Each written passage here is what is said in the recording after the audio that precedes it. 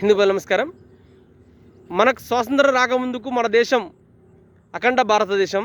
ఈ అఖండ భారతదేశాన్ని అంచెలంచెలుగా మత ప్రాతిపదికనగా కొన్ని దేశాలుగా విడిపోయాయి. విడిపోయిన తర్వాత మళ్ళా మనకు స్వాతంత్రం ఎప్పుడైతే వచ్చిందో అప్పటిదాకా కూడా మనది హిందూ దేశమే. అయితే ఈ పాకిస్తాన్ రెండు భాగాలుగా విడిపోయింది. ఇటు మూలకోటి ఇటు మూలకోటి రెండు భాగాలుగా చేసి పాకిస్తాన్ విడదీసిరు. ఈ పాకిస్తాన్ విడదీసినప్పుడు ఏమైంది, ఈ మత ప్రాతిపదికననే మన దేశం విడిపోయింది. అంటే పాకిస్తాన్ అనేది ముస్లిం దేశంగా, ఇది అనేది మన భారతదేశం అనేది హిందూ దేశంగానే విడిపోయిందనమాట. అయితే ఈ కాంగ్రెస్ ప్రభుత్వం ఎప్పుడైతే వచ్చిందో అప్పుడే మన ఈ దేశాన్ని, హిందూ దేశాన్ని కాస్త సెక్యులర్ అనే పదాన్ని జోడించింది అనమాట మన రాజ్యాంగంలో. కాబట్టి మన హిందూ సోదరులు ఎవరైనా అర్థం చేసుకోవాల్సిందంటే మన దేశం ఎప్పటికైనా హిందూ దేశమే. ఎందుకనంటే దీనిని మన స్వాతంత్రం రాకముందుకు ఇది హిందూ దేశం, స్వాతంత్రం వచ్చినాక వీళ్ళు ఎప్పుడైతే కాంగ్రెస్ ప్రభుత్వం ఎప్పుడైతే వచ్చిందో అప్పుడే దీన్ని సెక్యులర్గా మార్చారనమాట. కాబట్టి హిందూ సోదరులారు ఇప్పటికైనా మీరు గమనించండి. ఇప్పుడు ఈ ముచ్చట్లు ఎందుకు మాట్లాడుతున్నాం అంటే, సెక్యులర్ నాన్ సెక్యులర్ ఎందుకు మాట్లాడుతున్నాం అంటే, మన దేశం నుంచి విడిపోయినటువంటి ఈ బంగ్లాదేశ్ ఏదో పాకిస్తాన్ కదా, తర్వాత బంగ్లాదేశ్గా మారింది. ఈ బంగ్లాదేశ్ ఏది ఉందో, బంగ్లాదేశ్లో ఉన్నటువంటి హిందువులు ఎవరైతే ఉన్నారో అందులో రాహుల్ ఆనంద్ అనే ఒక వ్యక్తి, ఇతను సంగీత వాయిద్యాలు వాయిస్తాడనమాట, సంగీత విద్వాంసకారుడు అనమాట. మన ఏమంటారు వాళ్ళని, సంగీతను ఎక్కువ ప్రేమించేటటువంటి ఒక వ్యక్తి అనమాట ఈయన. అయితే ఈయన సెక్యులర్ అనమాట, సెక్యులర్ అనే భావజాలం కలిగినటువంటి ఈ సోకాల్డ్ సెక్యులర్ అనమాట. ఈయనంతా కూడా ఈ కమ్యూనిస్టు భావజాలం కలిగినటువంటి వ్యక్తి అనమాట. ఈయనకి మొన్నటిదాకా కూడా ఏం చేసిండంటే, ఈ ముస్లిం రాడికల్ ఫోర్స్ ఏదైతే ఉందో అది మన హిందువుల్ని చంపడానికి ఏదైతే తిరుగుతూ ఉంటారో వాళ్ళకి ఫండింగ్ చేసిండనమాట. ఈయన కమ్యూనిస్ట్ భావజాలం కలిగినటువంటి ఒక హిందూ, సెక్యులర్ హిందూ అనమాట.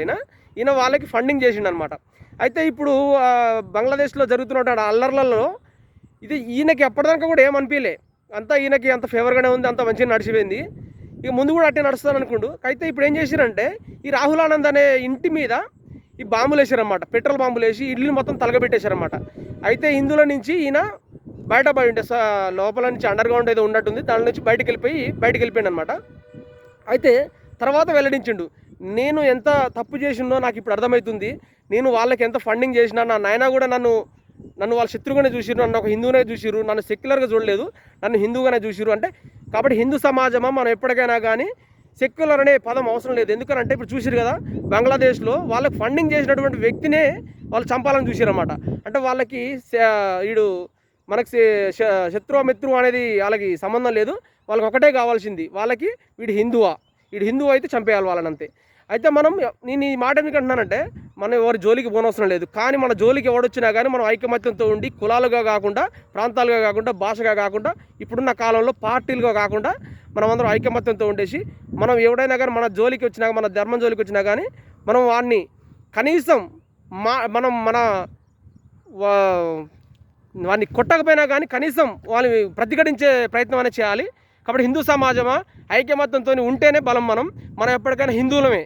కాబట్టి హిందూ సమాజమా ఇప్పటికైనా ఆలోచించండి, ఈ కులం అనే మత్తు నుంచి బయటకు వచ్చేసి, ఈ సోకాల్డ్ సెక్యులర్ అనే భావం నుంచి బయటకు వచ్చేసి, రాడికల్ ఇప్పుడు ఏదైతే ఉందో మన ఈ కమ్యూనిస్ట్ భావజాల నుంచి కూడా బయటకు వచ్చేసి, మనం అందరం హిందువులు ఐకమత్యంగా ఉంటేనే మన ఈ ధర్మం కూడా నిలబడుతుంది, మీరు కూడా నిలబడతారు. చూసిరు కదా బంగ్లాదేశ్లో ఏమైనా జరుగుతుందో, రాహుల్ ఆనంద్ అనే వ్యక్తిని ఏ విధంగా చంపాలని చూసిరో.